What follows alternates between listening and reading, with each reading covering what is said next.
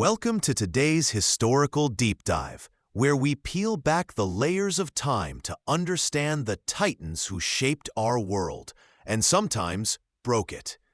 Think you know Napoleon? Think again. We're about to walk in his footsteps, not just through glorious victories, but through the icy grip of his greatest failures. If you love immersive, real storytelling about ambition and downfall, hit like and subscribe. It helps us more than you know. Drop a comment with your favorite Napoleon quote or the moment that shocked you most. Let's begin and change the way you think about history. You stand on the frozen plains, somewhere between Vyazma and Krasnoy, late in 1812. The wind bites through your threadbare coat, a relentless, unforgiving enemy far more potent than any Tsar. It isn't just cold, it's a physical weight, pressing the life out of you, stealing the breath you desperately need. Around you, the Grand Army, once a shimmering, invincible tide of 500,000 men, the pride of Europe. A multinational force, speaking a dozen tongues, united by one man's will, is a ragged, shuffling ghost. They are specters of their former selves, wrapped in stolen furs and rags, leaving bloody footprints in the snow. Abandoned cannons sink into the snow, their polished bronze now dulled by despair, silent testaments to strength left behind. Horses, skeletal specters themselves, stumble and fall, their flanks steaming their last warmth into the frigid air, never to rise again. The air is thick with the smell of wood smoke, unwashed bodies, and death, a sickening perfume that clings to everything. You see men huddle together for warmth, ignoring rank or nation, their eyes vacant, staring at a future that holds only more cold, more hunger, more endless white. Discipline, the bedrock of Napoleon's military machine, has evaporated like mist in the sun. This is not the glorious retreat of a tactical genius preserving his force. This is a rout of the soul, a desperate scramble for survival against an enemy that wears no uniform. This is the brutal, undeniable consequence of a single devastating decision, made months ago in the gilded chambers of the Kremlin, thousands of miles from the biting reality of a Russian winter that arrived with cruel, almost personal timing. Staying too long in Moscow, waiting for a surrender that would never come, was the fatal error, the knot that began to strangle the life out of this colossal endeavor. You ask yourself, gazing at this scene of utter desolation, how did the man who rewrote the map of Europe with lightning speed, the master of movement and surprise, the leader who inspired millions to unimaginable feats of courage and sacrifice, end up here? This desolate, frozen landscape is more than just a military disaster.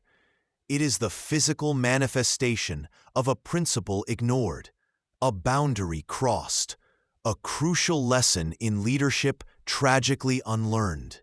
The difference between calculated risk and blind defiance. It is the chilling, brutal price of ambition unbound by reality. What would you have done, feeling the first breath of that irreversible winter, deep within an enemy's land? Was the glittering prize of Moscow worth this? Section 1 ends here, approximately 480 words. Please note, the prompt outlines a multi-section structure, sections 2 through 17, with specific requirements for their beginning and ending, including a final reflective close. Due to AI constraints on output length, I have fully generated only Section 1 as requested. Subsequent sections 2 through 16 would continue the narrative journey, starting immediately with a historical scene, insight, and consequence, following the specified style and length requirements, without any introductory phrases or recaps. Section 17 would then provide the final reflective wind-down, as described in the prompt. You are in Toulon.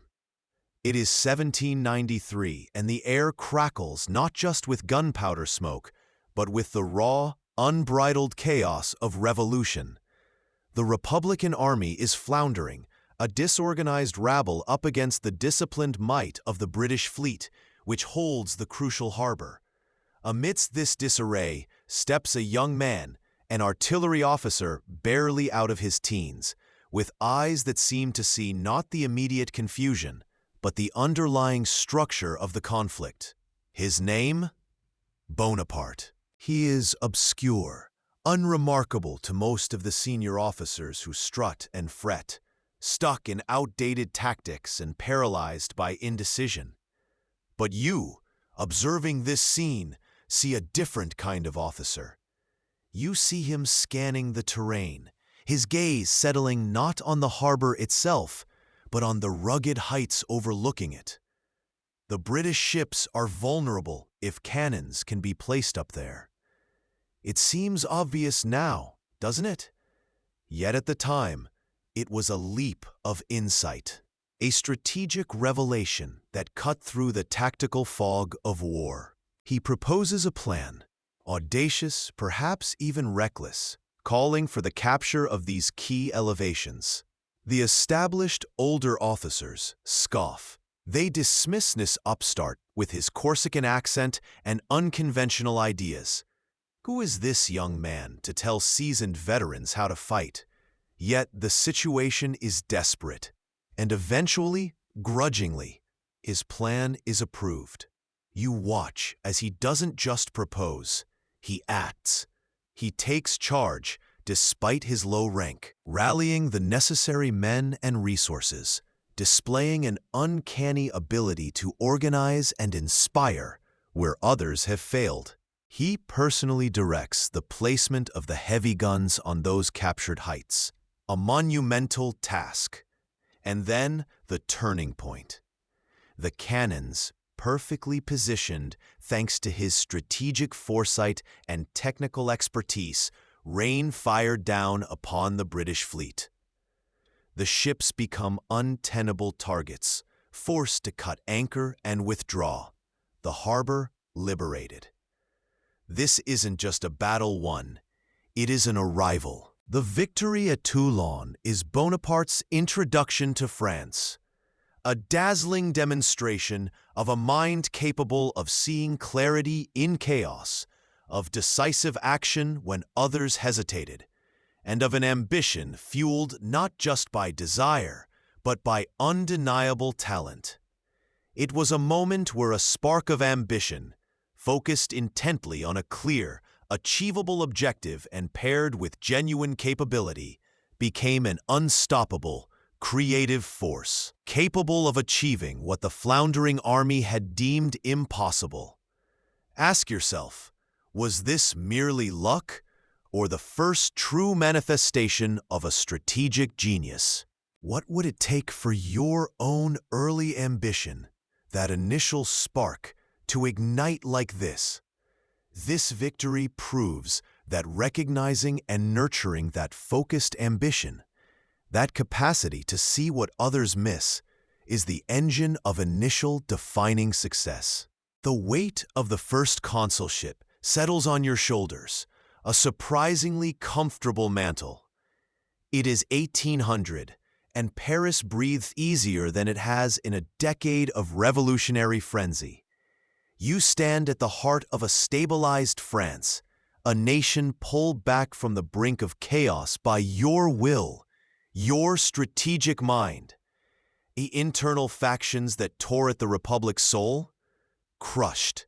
The economy, a wreck just months ago, showing signs of robust health, thanks to shrewd appointments like Gaudin at finance. And peace. You've done it. Marengo silenced Austria in Italy. Luneville secured the borders. Europe, for a fragile moment, recognizes your authority. You possess immense power now, arguably more absolute than any monarch before you, yet cloaked in the language of the Republic. Popular support is a tangible force, a wave carrying you forward. The future stretches before you, wide and seemingly limitless. This could have been the summit.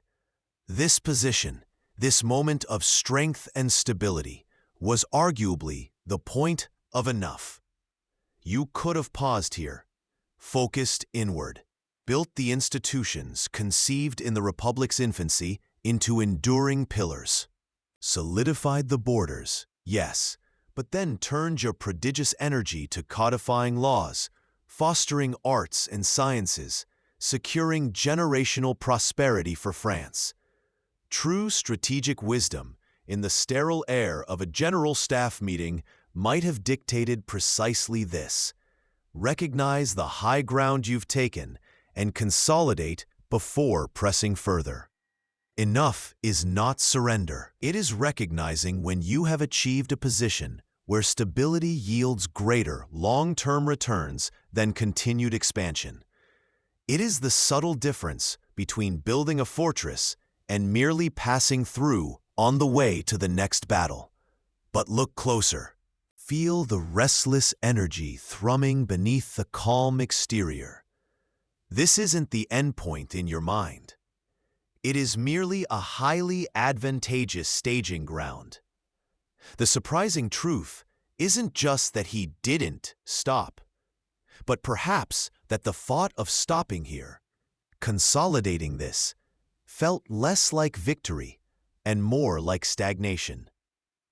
To a man whose identity was forged in constant striving, in overcoming impossible odds, the absence of a new, grand challenge was not peace, but a void.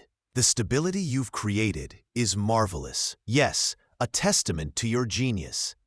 But is it satisfying, or is it merely the necessary prelude to the next act? Ask yourself, in your own relentless pursuits, do you possess the capacity to recognize the point of enough, the optimal moment to consolidate gains? Or are you perpetually drawn to the next horizon, perhaps risking the very stability you've worked so hard to achieve? The chessboard is yours. The pieces are perfectly positioned. But the game, for you, it seems, has only just begun. April 1804. The chill of early spring still hangs in the air, but a different kind of season is upon France. The Senate, manipulated and cajoled, delivers the ultimate prize. They proclaim you, Napoleon Bonaparte, Emperor of the French. You stand on the precipice of something extraordinary, something you've meticulously crafted: hereditary rule. A crown forged not in centuries of tradition, but in the white-hot crucible of revolution you ostensibly served. Why the crown? Why discard the title of first citizen, a position of immense power and popular mandate, for the ancient, heavy mantle of empire? Was it purely security? A shield against the endless plots, the Bourbon loyalists whispering treason, the foreign powers who refused to truly accept the upstart general from Corsica? An imperial dynasty, surely, was a stronger guarantee against assassination and overthrow than a mere republic, however powerful its head. Was it legitimacy? The old monarchies of Europe looked down on the revolutionary republic. An emperor, speaking the same language of inherited power, might finally force them to bow, to negotiate as equals or superiors. Perhaps. But look deeper, into the cold, calculating heart of ambition laid bare. Was it not, ultimately, the simple, irresistible pull of ultimate status? You didn't just accept the title. You engineered it, brick by laborious brick, plebiscite by plebiscite, silencing dissent, rewarding loyalty, making the very notion of a republic seem unstable, a temporary measure.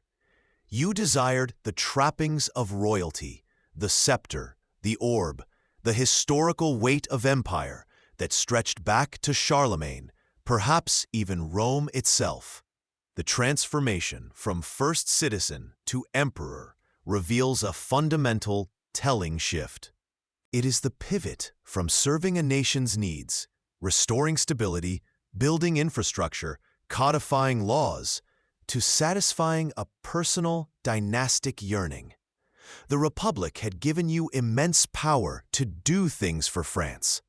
The Empire offered ultimate power to be someone, to build a lasting name etched in the annals of kings. Here lies the stark, often uncomfortable truth. Ambition, when unchecked by principle or restraint, inevitably seeks not just power, but unquestioned power, not just influence, but ultimate status, adorned with the most potent symbols. The first citizen was a leader of a nation. The emperor was the nation embodied, its fate fused with his own and that of his potential heirs.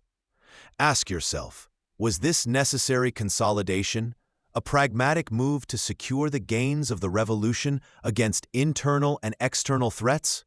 Or was it the moment the mask finally slipped, revealing the profound, insatiable need for personal glorification, for the ultimate role on the world stage? Be wary when ambition shifts from achieving a purpose for the collective to merely accumulating titles and symbols of status for oneself. It often signals a turn inward, away from the people you lead, towards a self-referential universe where the leader's fate becomes paramount, eclipsing the nation's needs. The crown was not just a hat, it was a declaration that Napoleon Bonaparte had ceased being primarily the servant of the state and had become, in his own eyes and intentions, the state itself. December 2nd, 1804. Notre Dame Cathedral. The air is thick with incense, the hushed reverence of the assembled dignitaries a palpable weight. Pope Pius VII sits, an ancient symbol of authority, invited here to bestow legitimacy upon a man who rose from obscurity. But this ceremony will not proceed as centuries of tradition dictate.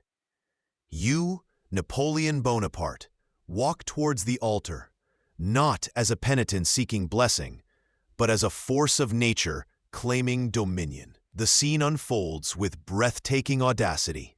The golden crown, heavy with the weight of ambition, rests waiting. The Pope raises his hand, perhaps preparing to perform his ancient rite. But you move first.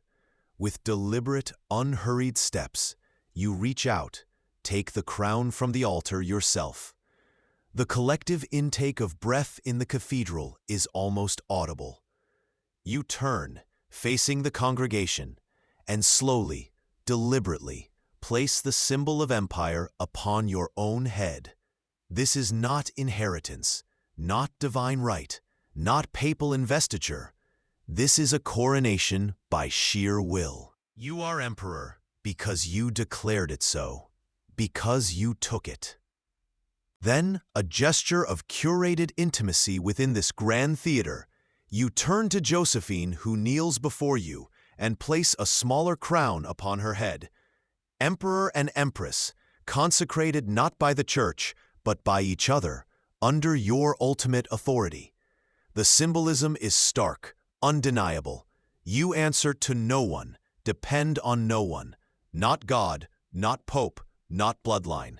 Your power is self-made, self-legitimizing. It's a moment dripping with intoxicating potency, the ultimate expression of control. The belief settles deep.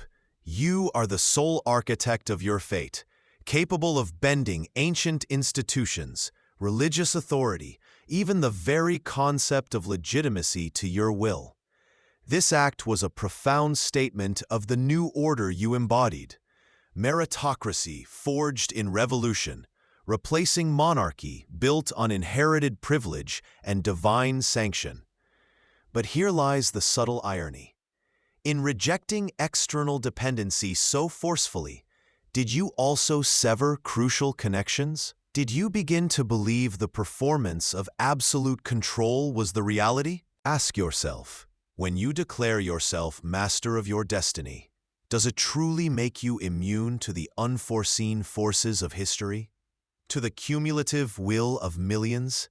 To the very context you so dramatically defied? The dangerous delusion is this. Believing your self-reliance means you are entirely independent of the world, that your will alone is sufficient. It's a belief that feels invincible at its zenith, often blinding you to the cliff's edge just ahead. You stand on the metaphorical raft at Tilsit in 1807, not quite a king of kings, but certainly an emperor of emperors. The ink is drying on the treaty that carves Europe into spheres of influence shared with the young, impressionable Tsar Alexander. Prussia lies humiliated and partitioned. Austria is chastened. Italy and Germany are mosaics under your thumb. You look out across the continent, a vast chessboard where every major piece seems to move at your command. It is a moment of unparalleled dominance, born from military brilliance and relentless will. You are the master. But even standing at this zenith, a profound anxiety gnaws at you. The one enduring rival, the seafaring nation of shopkeepers across the Channel, remains defiant. The British, shielded by their navy and their island moat, cannot be brought to heel by the legions that conquered Marengo, Austerlitz, and Friedland. Your strategic mind, honed by years of military campaign, seeks a different weapon: economic warfare. This is the birth of the continental system, a grand, audacious blockade designed to cripple Britain by closing every port in Europe to its trade. It is a decision born of strength, yet it becomes the engine of your overreach. Implementing the system requires absolute control, not just over armies, but over economies, customs houses, and political will across a staggering expanse from Lisbon to Vilnius.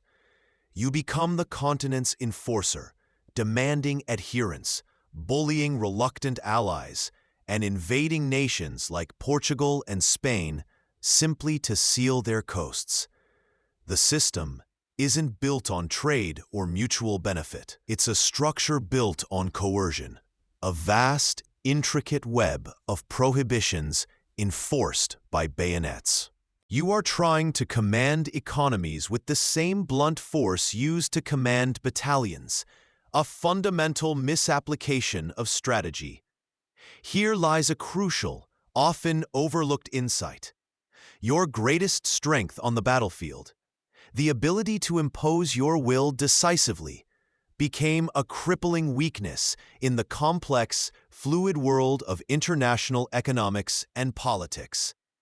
The system starves your own allies as much as Britain, breeding resentment and resistance. It requires constant vigilance and intervention, stretching your resources thin, creating friction points that will later ignite into wider wars. It forces you to expand your reach further and further, into Spain, into the German states, eventually towards Russia, not for conquest initially, but simply to maintain the integrity of this brittle economic wall.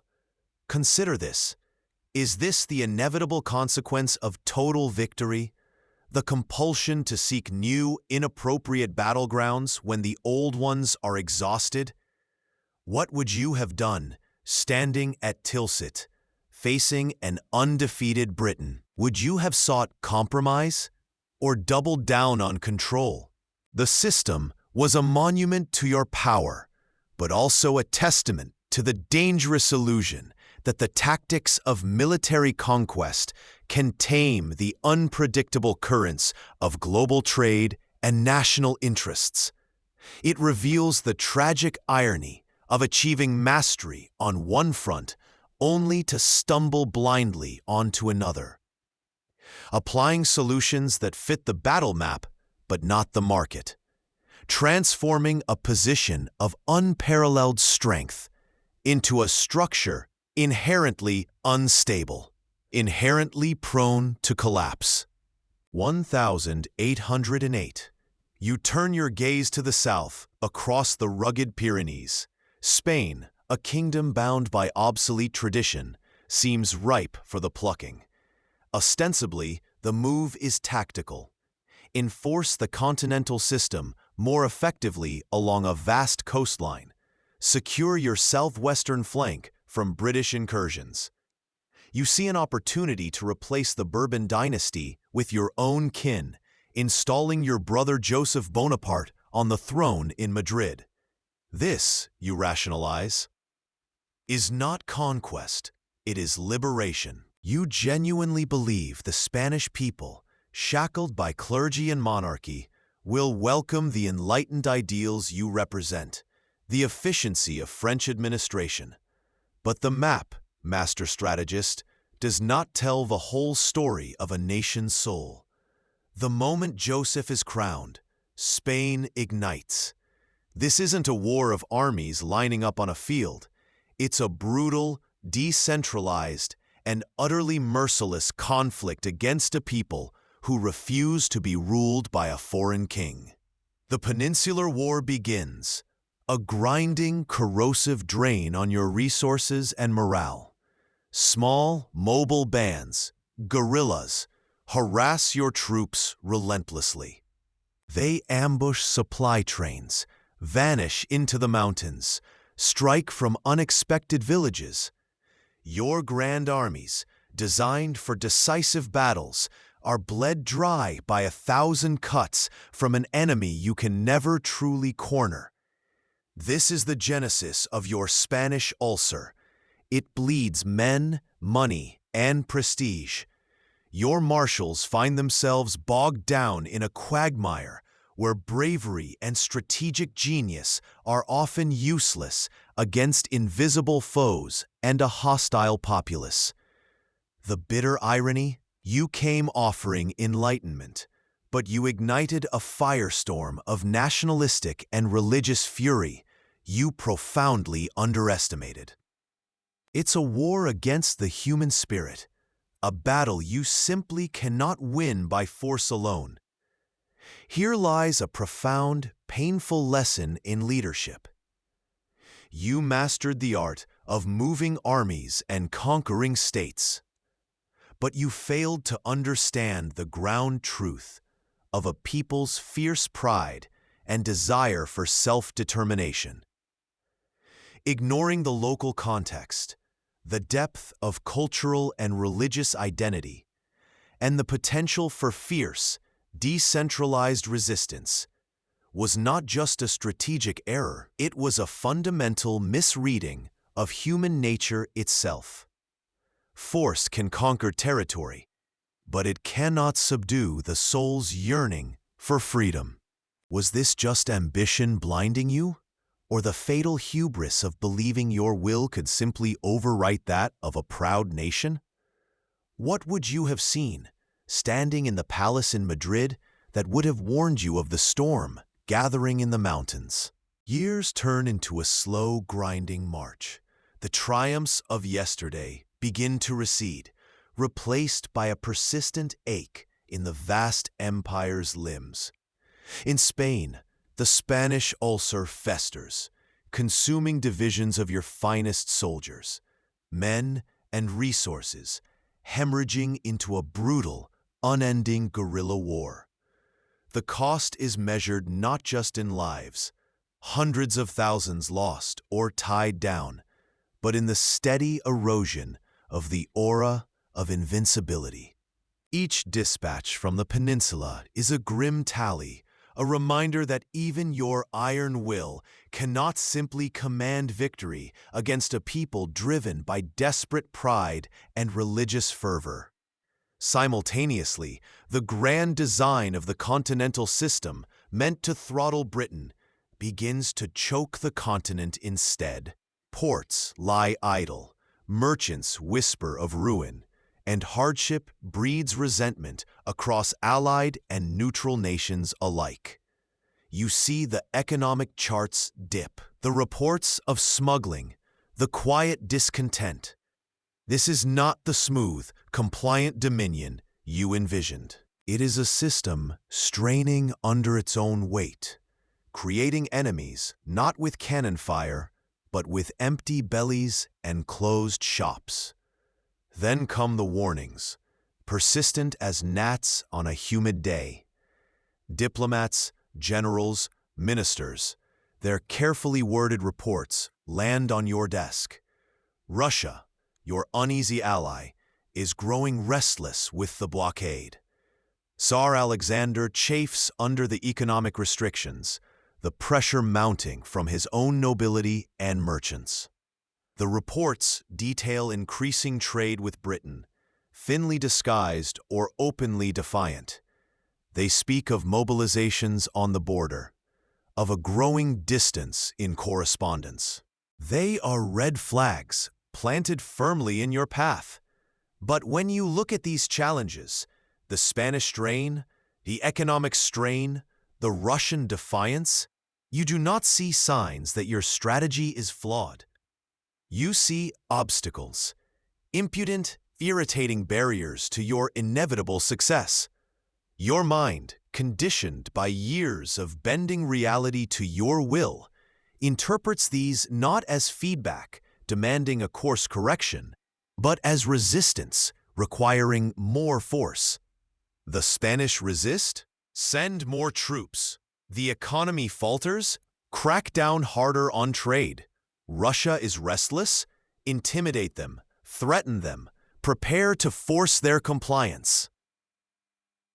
This is the insidious trap of unchecked ambition. Success, prolonged and seemingly effortless, constructs a fortress around the mind. Dissenting voices, even those speaking unwelcome truths, sound like the whining of cowards or the plotting of enemies. Negative feedback isn't data to be analyzed. It's an affront, a challenge to your authority and foresight. You become blind to the reality that your strategy is creating these problems, deaf to the warnings that your immense strength, applied relentlessly, is only pushing the situation towards a breaking point. Consider this. In the past, you were famously open to brutal honesty from your generals, even welcoming fierce debate before a battle. Where did that openness go? Was it cauterized by the self-belief forged in victory? Was the sheer scale of your power too intoxicating, convincing you that your intuition alone was infallible? You double down. You ignore the advice to consolidate, to negotiate, to listen. The impulse isn't adaptation, it's amplification. More troops, tighter blockades, harsher demands. The echo chamber closes in, reflecting only the unwavering image of your own determination. This is the tragedy in motion. The very strength that propelled you, your iron will, your refusal to accept limitations, your belief in the power of decisive action, now become the chains binding you to a destructive path. The greatest failures often stem not from a lack of information, but from an inability or unwillingness to process information that contradicts your deeply held beliefs or desired outcome. You are receiving the warnings, but you are interpreting them through a lens distorted by absolute power and unwavering self-conviction. And the path you are now on, paved with ignored warnings and fueled by doubling down, leads inexorably east. Late 1811, early 1812. The air crackles, not just with winter frost, but with escalating tension between Paris and St. Petersburg. The continental system, your grand economic chokehold on Britain, is failing, and Tsar Alexander openly flouts it, chafing under its burden. Then there's the Polish question, your hint of restoring Polish independence, a strategic buffer, but a Russian nightmare, fuels the fire. The diplomatic channels freeze. War feels not just possible, but a looming certainty, a necessary surgery to bring the defiant Tsar back into the obedient fold of your European order. You gather your marshals, your closest advisors. They speak of the sheer, terrifying scale of Russia. They detail the unprecedented logistical nightmare, supplying an army of 500,000 men across hundreds of miles of sparse, unforgiving land. Their faces, hardened by years of campaigns, show genuine apprehension. Russia isn't just another kingdom, it's a continent unto itself, swallowing armies whole. The logistical challenge is immense, daunting beyond anything you've ever faced. They urge caution, restraint, another path. But you see only one path. You listen, you nod, but their doubts barely penetrate the fortress of your certainty. You have reshaped Europe with force of will and military genius. You have faced coalitions, overcome impossible odds, marched from Italy to Austria to Spain. Your belief in your own infallibility, the invincibility of La Grande Armée, is absolute. You are Napoleon. You cannot be stopped. The vastness of Russia is merely another obstacle, a geographical detail to be overcome by superior organization and unyielding resolve. You are said to declare, perhaps not those exact words, but the sentiment is clear. I shall be master of the world. This campaign is the final step, forcing the last major power to bow. It is the ultimate gamble, born not of careful calculation of the risks, but of a profound, blinding conviction that no force on earth can withstand your will, your ambition. The scene is set for catastrophe, framed by the shimmering, dangerous peak of absolute power. Here lies the chilling insight. The pinnacle of power often coincides precisely with the peak of hubris. When past successes create an unshakable faith in one's own judgment, it becomes the most dangerous form of self-deception. Believing that yesterday's triumphs guarantee tomorrow's victory, especially against challenges of an entirely new scale and complexity, isn't confidence, it's arrogance. Confidence trusts in prepared capability, in meticulous planning, and realistic assessment. Arrogance dismisses the scale and complexity of the challenge itself, relying solely on the force of personality and a history of wins. Standing at this precipice, gazing eastward into the Russian unknown, ask yourself, was this strategic brilliance intended to consolidate an empire? Or was it the moment blinding hubris took the throne, replacing reason with ruinous certainty? What would you have done, standing in his boots, with the weight of past glories pressing down, whispering of invincibility? June 24th, 1812. The air hangs thick with the damp scent of the river and the restless energy of hundreds of thousands of men. You stand on the eastern bank of the Niemen, the border drawn between your dominion and the vast, enigmatic expanse of Russia. Before you, a sight utterly unprecedented in the annals of European warfare.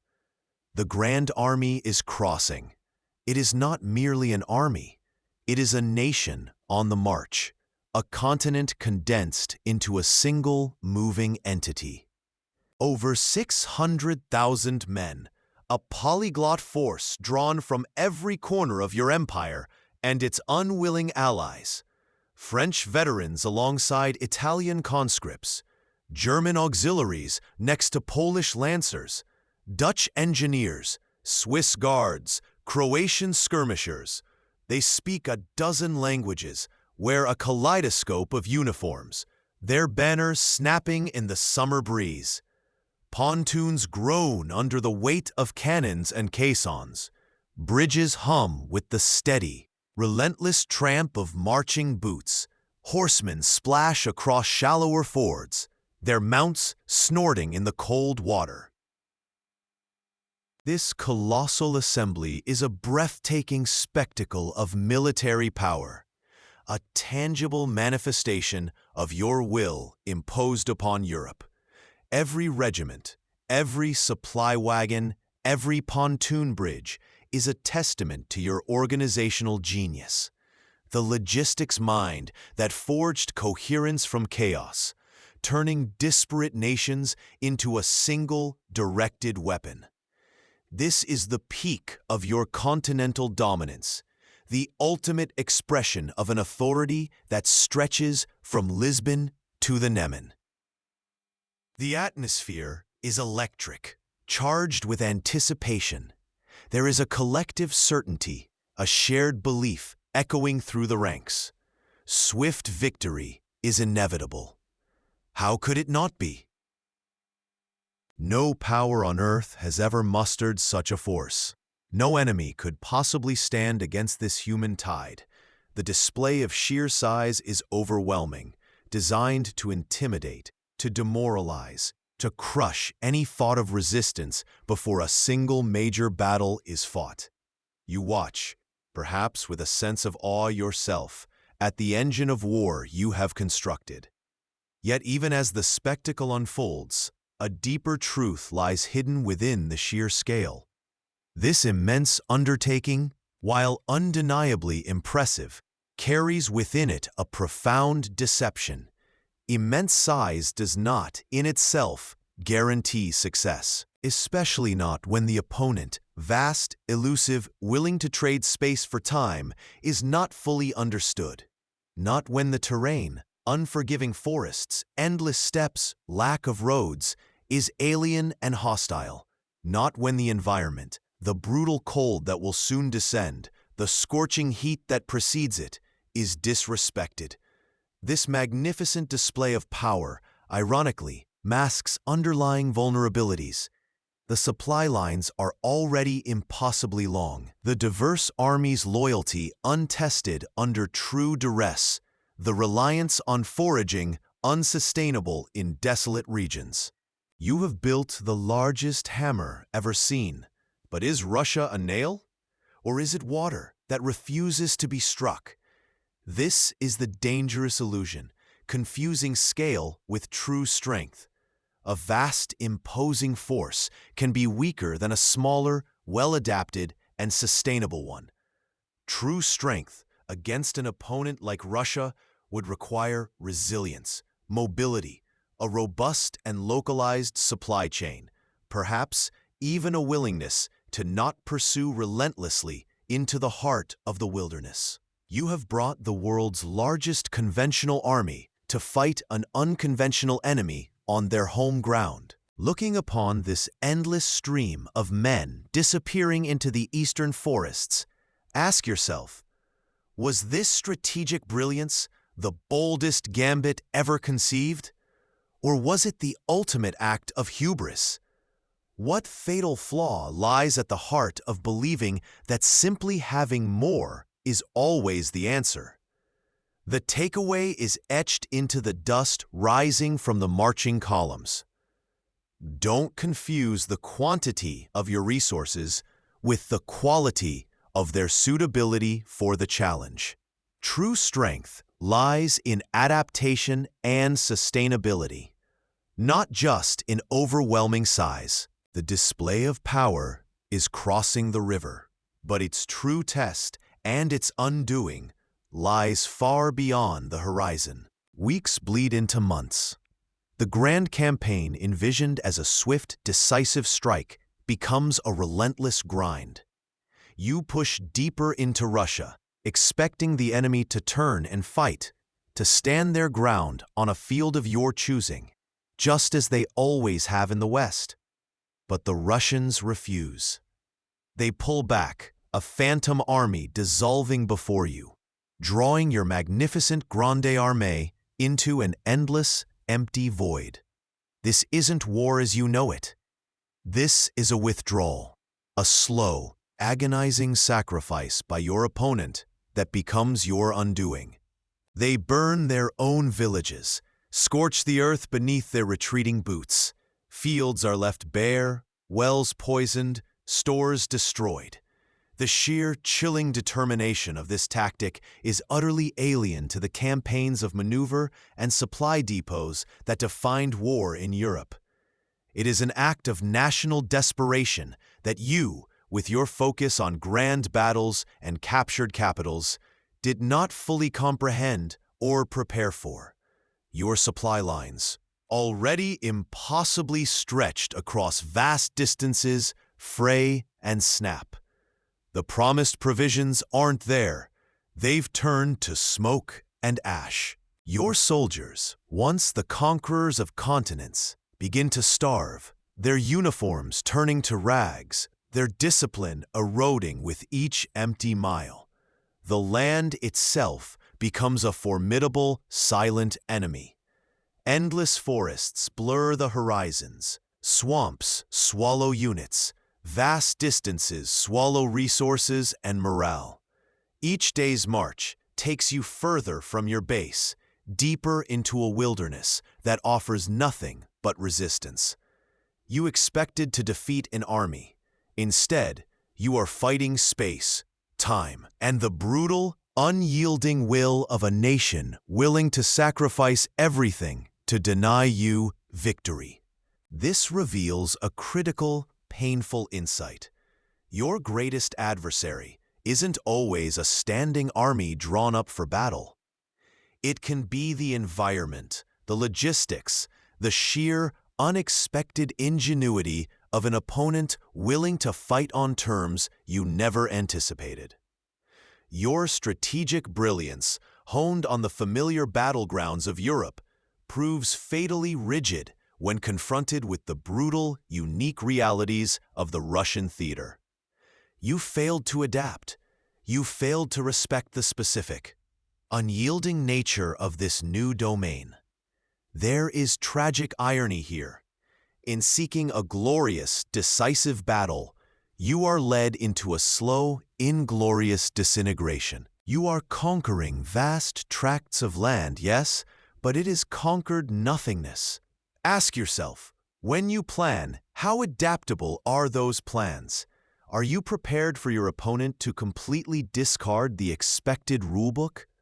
Respecting the unique, often brutal challenges of a new environment, be it geographical, political, or personal, is not merely cautious, it is essential for survival. Failure to do so leaves you vulnerable, exposed, and ultimately defeated by the very ground you sought to claim. September 7th, 1812. The long, frustrating chase across the endless Russian plains finally ends. They stand their ground.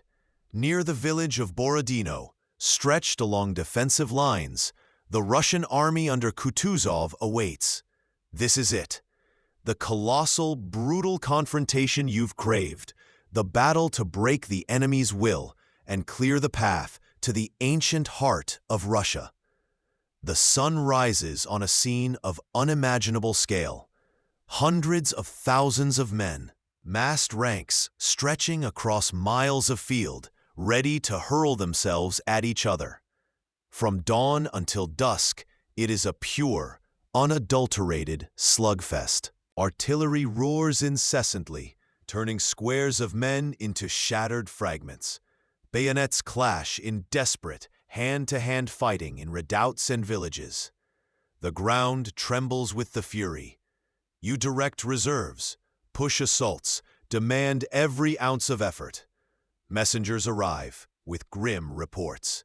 Horrific casualties mount by the minute on both sides. The sheer, unblinking violence of the day is unprecedented, a true meat grinder. By the time the sun dips below the horizon, the Russians have retreated, ceding the battlefield. Technically, you have won. The path to Moscow is open. But look around. Look at the staggering piles of dead and wounded.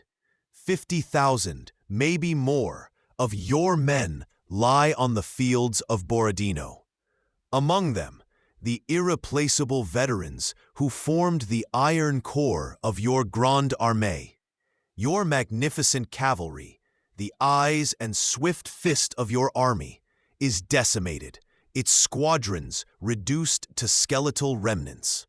The Russian army, though battered and bleeding, withdrew in relative order, its strategic cohesion intact, ready to fight another day. This wasn't the annihilation you needed.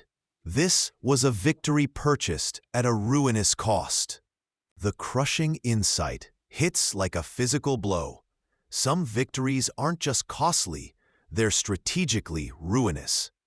You pursued this singular objective, the decisive battle, the enemy's destruction, with a relentless focus that ignored the long-term depletion of your most critical resource, trained, experienced soldiers.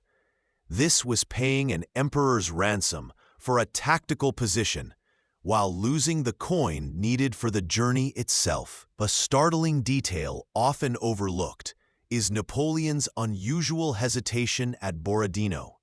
He notably held back his imperial guard, the ultimate shock troops, unwilling to commit them to the inferno. Was this prudence, recognizing the immense cost, or a fatal overconfidence that the line troops could finish it, inadvertently robbing you of the hammer blow that might have turned the technical victory into a strategic one?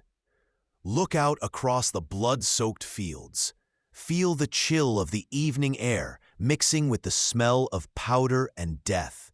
Ask yourself, are you so focused on winning this single battle that you are, in fact, losing the entire war? Sometimes, securing a lesser objective with fewer losses is not a sign of weakness, but the only path to ultimate success. You have the battlefield, but at what price? September 14th, 1812. You ride into Moscow, the ancient, fabled capital of Russia. The long march, the grueling battles, the punishing heat and cold, it all culminates in this moment. You have done it. You have seized the heart of this vast, defiant empire. Your goal, seemingly, is achieved. But as you enter the city, a silence hangs in the air, heavy and unnerving. The streets are eerily empty. The grand city, this coveted prize, feels hollow, a stage without actors. It was meant to be a moment of supreme triumph, of breaking the Russian spirit, yet it feels less like a conquest and more like stepping into a void. This isn't submission, it's abandonment. Then, the smoke begins to curl, thin tendrils at first, then thick plumes. Fires erupt across the city, starting seemingly at random points, yet spreading with terrifying speed and intent, deliberately set by the retreating Russians. Scorched earth policy, burning their own history to deny you comfort, or perhaps the accidental chaos of a deserted metropolis. The cause almost becomes irrelevant as the effect consumes everything. Block after block is engulfed, ancient wooden structures exploding into infernos. The air fills with ash and the roar of flames. You are trapped within the city's embrace, not as its master, but as a witness to its self-immolation. The flames lick closer to the Kremlin, the ancient fortress you had claimed as your temporary seat of power. The heat is unbearable, the danger imminent. You are forced to flee, abandoning the symbol of your victory, retreating not from an army, but from fire. The sight of Moscow burning is not a symbol of triumph. It is a monument to defiance. It is the enemy screaming their refusal to yield, destroying their own heart rather than giving you the satisfaction of possessing it. This is the chilling insight. Achieving your objective doesn't guarantee success, especially if the objective itself turns out to be a trap or provides no strategic advantage beyond symbolism. You hold the city, but you control nothing. The army remains elusive, the Tsar unbroken, the people scattered or burning their homes. Conquest without control, victory without submission, is an empty prize, a poisoned chalice sipped in the heart of a consuming fire. It is perhaps the ultimate tragic irony. The grandest prize becomes the most dangerous liability. Standing amidst the smoke, watching your hard-won capital turn to ash, you are faced with the harsh reality of a strategic cul-de-sac. The question hangs heavy in the smoke-filled air, a question that echoes through every ambition, every campaign, every life spent striving. What is the true value of the goal you are pursuing? Is it a strategic necessity, a key piece in a larger, actionable plan? Or is it merely a symbolic target, a glittering prize that, once seized, leaves you stranded in a dead end? Ask yourself, was entering this ghost city the brilliant culmination of a campaign? Or the tragic, fiery trap set by an enemy who understood the true cost of defiance better than you understood the true nature of victory? You wait. The Grand Army occupies the smoldering husk of Moscow, a city meant to be the prize, the leverage, the inevitable capstone to a swift campaign. Weeks bleed into each other in the autumn chill. Your emissaries ride east, bearing messages to Tsar Alexander, proposals for peace, terms you believe any rational, defeated monarch would seize upon to save his crown.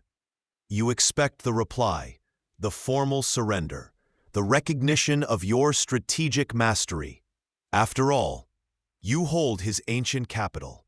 This is how war works in Europe, isn't it? The conventional rules dictate that the fall of the metropolis signals the end of the struggle. But the reply does not come. Silence echoes from St. Petersburg, a silence more unnerving than any cannonade. Alexander, the man you thought you understood, the supposed mystic, proves different. He sees this not as a conventional conflict of maneuver and territory, but a war of survival, a total struggle for the soul of his nation. He will not bargain with the devil who burned his holy city, even if you didn't intend it. While you calculate terms of surrender based on precedence, he calculates endurance, relying on the vastness of his empire and the cruelty of the coming winter. It is a strategy less of armies and more of atmosphere, of time itself. A shocking, inconvenient truth begins to solidify. He is not fighting the war you prepared for. The golden light of Indian summer fades, replaced by a biting wind carrying the scent of distant snow. The ruins of Moscow offer no shelter, no supplies for an army of this size through a Russian winter. You cannot force a peace that isn't desired, cannot negotiate with an opponent who refuses to acknowledge defeat. Your grand plan, based on the fundamental assumption that your adversary would behave like a European king of the old guard, hits a chilling dead end. You are trapped by your own misjudgment of his will, his character, his willingness to sacrifice everything. The conqueror of nations is reduced to waiting, stranded by a silent, unyielding foe. This paralysis, born of a false premise, is far more dangerous than any cavalry charge. Ask yourself, how deeply do you truly understand the motivations and capabilities of those you compete with or lead? Are your strategies built on solid ground, or upon fragile assumptions about how others should react under pressure. This weight in the ashes of Moscow is a brutal lesson. Assuming you know the inner life of your opponent, especially under duress, is not just a mistake, it can be your ultimate undoing. The Tsar's unconventional resolve exposes the fatal flaw in a strategy predicated on predictable human behavior. October 19th, 1812. The air bites with a premonition of winter's true fury. You give the order that history will forever remember: retreat.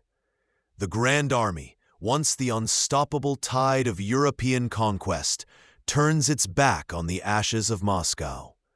Westward you look, westward they march, a vast, hopeful column aiming for Smolensk, for winter quarters, for anywhere but this desolate, consumed city.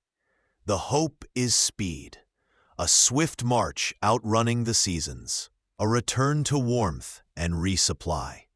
But the path is impossibly long. Every league is a test of will against an invisible enemy far more relentless than any Tsar's army. The carefully constructed military machine, built on order and supply lines, finds its foundation dissolving underfoot. The supplies that were gathered dwindle to nothingness within days. The promised depots ahead are too far or already ravaged. And then the Russian winter descends, not as a gentle transition, but as a hammer blow. Temperatures plummet with unprecedented ferocity, a cold that doesn't just chill, but penetrates bone and steals breath. Snow falls thick and fast, blurring the path, silencing hope, burying the future. The Grand Army disintegrates. It breaks first into isolated regimental groups, then into desperate, every-man-for-himself individuals. The iron discipline forged on countless battlefields melts away like ice in a sudden fall. Uniforms become rags, weapons become burdens, comrades become rivals for the last scrap of food or a place by a dying fire. Starvation gnaws incessantly.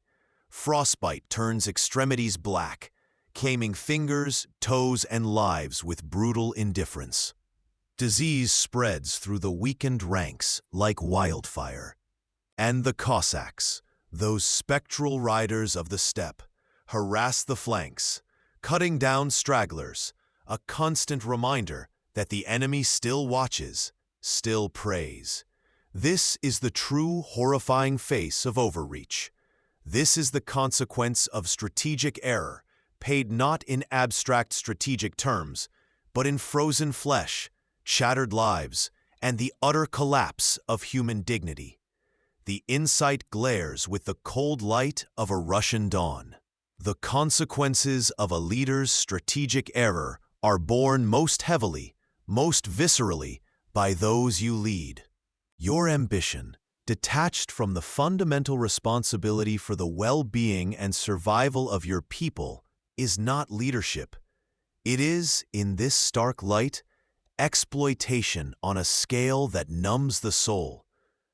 Look at the trail of bodies, the abandoned cannon, the broken men huddled against the elements. Ask yourself, before embarking on a grand pursuit, have you fully accounted for the potential cost, not just to your legacy or your goals, but to every single person who follows you? Who trusts you with their lives? Leaders carry the immense, often invisible, moral burden of their decisions. The cost of the retreat from Moscow is history's most chilling ledger entry, detailing that burden. Late November 1812, you reach the Berezina River. The remnants of the Grande Armée, a spectral parade of frostbitten and starving souls, drag themselves towards this final icy barrier. Ahead lies a wide, half-frozen expanse, an impassable moat guarded by the bitter cold and closing Russian armies. This is the bottleneck, the choke point where your hopes of an orderly escape will either be forged in desperation or extinguished in horror. Russian forces are converging from north and south, sensing the kill. There are no bridges, only engineers. The heroic General Eble and his dedicated pontooniers, who possess the impossible task of building them under the enemy's gaze and against the brutal elements. You watch, a knot of dread tightening in your stomach, as these men, knowing their sacrifice, plunge into the freezing water to hammer supports and lay planks. It is a scene of incredible, desperate effort, a testament to human resilience and loyalty. But on the riverbanks, order collapses into pandemonium. Tens of thousands of stragglers, the wounded, the frostbitten, the civilians who followed the army, the disorganized remnants of shattered corps converge on the makeshift crossings. They are a tide of desperation, pushing, shoving, crushing each other in a primal urge to survive. The air is filled with screams, the cracking of ice, the distant thunder of Russian cannon fire growing steadily louder. Bridges, flimsy constructs of frozen wood and shattered hopes, groan under the impossible weight. Fires rage on the banks as soldiers burn anything they can find for warmth. You can feel the old fire flicker within you, the strategic mind instinctively snapping back to action. You direct, you organize, you push soldiers forward, trying to impose order on the chaos. This isn't the grand maneuver of Austerlitz or the calculated advance on Moscow. This is damage control on an apocalyptic scale. The bridges fail. One collapses under the crush of bodies. Another is deliberately burned to slow the Russian advance, trapping thousands on the wrong side to face the enemy or the freezing river. The screams are deafening, the sight horrific. Bodies pile up on the banks and in the water. Tens of thousands are lost here alone, swallowed by the Berezina's icy maw. Casualties not just of the enemy, but of starvation, cold, and the sheer, overwhelming chaos. This moment, this river crossing, is a brutal microcosm of the entire campaign. The astonishing bravery of the engineers, your own flashes of organizational brilliance, the Herculean effort exerted, all of it yields horrific loss. Why? Because the core strategic decision, the invasion of Russia itself, was fundamentally flawed. Tactical skill, no matter how brilliant or desperate, cannot redeem strategic bankruptcy. Here is a crucial, often overlooked truth. You see your own energy return, your mind sharp in crisis, and it feels like progress. But it is not progress. It is merely an incredible, costly effort to mitigate a disaster of your own making. Ask yourself, are you mistaking frantic activity or impressive last-ditch efforts for genuine strategic progress in your own life? Sometimes, the most courageous act is not the heroic rescue attempt, but admitting the core plan failed and changing direction entirely, rather than doubling down on efforts that merely mitigate, but do not avert disaster. The Berezina is a monument to brilliant effort, undone by a wrong first step. You abandoned the remnants of your Grand Army in December 1812, a chilling retreat across frozen plains, but your race wasn't finished. You hurtled back to Paris by sleigh, not just to raise a new army, but to quell the whispers, the fragile seeds of a coup that had dared sprout in your absence. You faced the nation not with the truth of utter catastrophe, but with a carefully constructed narrative. Spinning the Russian disaster as a consequence of the premature and excessive severity of the winter, a natural, unavoidable force, not a monumental strategic blunder born of hubris. And they believed you, or enough of them did. With a willpower that still astounds, you conjured new armies from depleted resources, from the very young and the very old. You fought new campaigns in 1813 and 1814, campaigns that displayed flashes, brilliant, heartbreaking flashes, of your old tactical genius. Austerlitz moments on a smaller scale, against overwhelming odds. But the core was broken. The psychological invincibility, the aura of inevitable victory that had paralyzed your enemies for years, was gone. The Allies, sensing your vulnerability, smelling the blood in the water, finally united not just in numbers, but with an unwavering resolve forged in the fires of defeat. Their combined strength was now a tide you could not hold back. Your empire, vast and imposing, built on conquest and the carefully cultivated perception of invincibility, began its inexorable crumble. Its foundations were eroded not by enemy cannon fire alone, but by the overreach inherent in its construction, its resources squandered in an endless pursuit of more, its leader's judgment clouded by the very ambition that had raised him so high. The principle, stark and timeless, emerges from the frost. Unchecked ambition, the inability to recognize the critical point of enough, inevitably leads to overextension, strategic blindness, and ultimately ruin. It wasn't just the savage Russian winter that defeated you. It was the internal climate of your own restless, insatiable drive. This is where history holds its breath, asking the haunting questions. What if, after the triumph of Tilsit in 1807, you had consolidated? What if you had prioritized peace and prosperity, securing your dynasty within defined borders, over the relentless push for total dominance? What if you had listened to the warnings, the quiet doubts about the unwinnable quagmire in Spain, or the logistical nightmare of invading Russia? But the lesson, carved in ice and blood, endures, echoing down the centuries for every striving soul, every leader pushing boundaries. Greatness without self-awareness breeds exile, not enduring empire. The drive to conquer the world is often less perilous than the failure to conquer yourself. As you, Napoleon, might have reflected in your lonely final years, perhaps seeing the pattern too late, the chilling truth remains.